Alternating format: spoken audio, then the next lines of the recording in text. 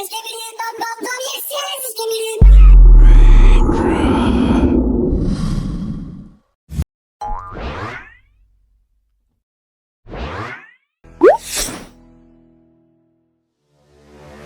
nggak sih kalian lagi scrolling di media sosial, terus tiba-tiba sadar kalau udah 3 jam berlalu? Dan otak kalian kayak, hah? Kok udah tiba-tiba malam aja nih? Nah, selamat. Kalian mungkin terkena brain rot. Tapi tenang, di video ini kita bakal bahas apa itu brain rot, kenapa bisa kejadian, dan gimana cara keluar dari jeratannya sebelum otak kita jadi bubur TikTok. Apa itu brain rot? Jadi, brain rot ini awalnya adalah istilah slang di internet buat menggambarkan kondisi di mana otak kita kayak error, kita jadi nggak bisa fokus, gampang terdistraksi, atau malah kebanyakan mikirin sesuatu yang nggak penting-penting amat. Misalnya kayak inget lirik lagu. Nah, istilah ini sering dipakai buat orang yang terlalu banyak mengkonsumsi konten media sosial tanpa mikir panjang, kayak maraton nonton TikTok, streaming anime tanpa henti, atau mendadak tahu semua drama dunia, padahal niat awal cuma buka Twitter sebentar. Tapi pertanyaannya, kenapa sih ini bisa kejadian? Kenapa otak kita kayak autopilot buat konsumsi konten gak jelas? Kenapa otak kita bisa brain rot? Oke, masuk ke mode sains sedikit nih ya. Jadi otak kita itu punya sesuatu yang namanya dopamine reward system. Dopamin ini ibaratnya kayak hormon bahagia yang bikin kita merasa senang dan puas. Dan tebak, siapa yang tahu cara terbaik buat nge-trigger dopamin? Yap, media sosial dan konten digital. Setiap kali kita nonton video pendek atau baca postingan yang menarik, otak kita dapat suntikan dopamin kecil. Lama-lama, kita jadi kecanduan buat terus cari dopamin hit ini. Bahkan, kalau itu berarti kita habisin waktu buat hal-hal yang sebenarnya nggak penting. Apalagi algoritma media sosial dirancang buat bikin kita stuck di dalamnya. Video-video singkat, rekomendasi yang makin relevan, bahkan notifikasi yang bikin kita kepo.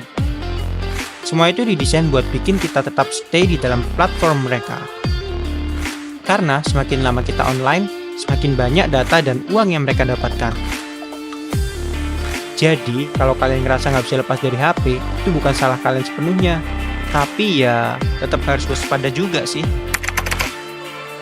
Bagaimana cara keluar dari brain rot? Oke, sekarang bagian pentingnya.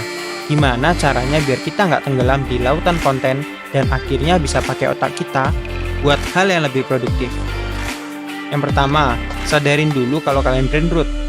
Tiba-tiba sadar udah berjam-jam scroll tanpa tujuan, susah fokus ke hal penting karena kepikiran konten nggak jelas, ngerasa otak jadi lambat dan susah mikir mendalam, dan juga lebih sering konsumsi dibanding bikin sesuatu.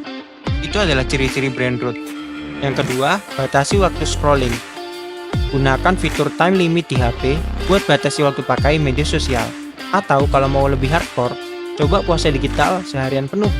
Percaya deh, awalnya berat tapi hasilnya worth it. Yang ketiga, ganti dengan aktivitas lain. Coba alihkan kebiasaan scrolling dengan hal yang lebih real. Misalnya baca buku, jalan-jalan, ngobrol sama teman tanpa HP, atau ya kalau masih butuh hiburan, nonton video kayak gini aja. Win! 4. Kurasi konten yang dikonsumsi. Daripada tenggelam di konten gak jelas, coba follow akun yang ngasih info berguna. Misalnya tentang sains, self-development, atau teknologi.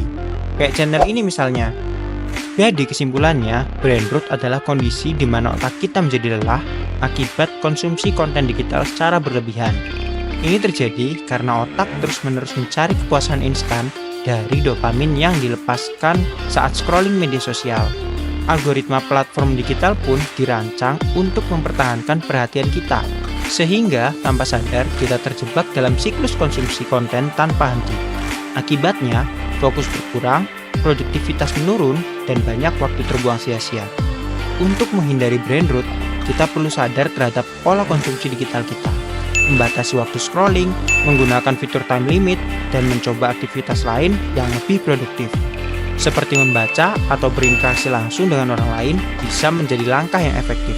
Selain itu, memilih konten yang lebih bermanfaat juga membantu kita tetap mendapatkan hiburan tanpa mengorbankan kesehatan mental dan fokus.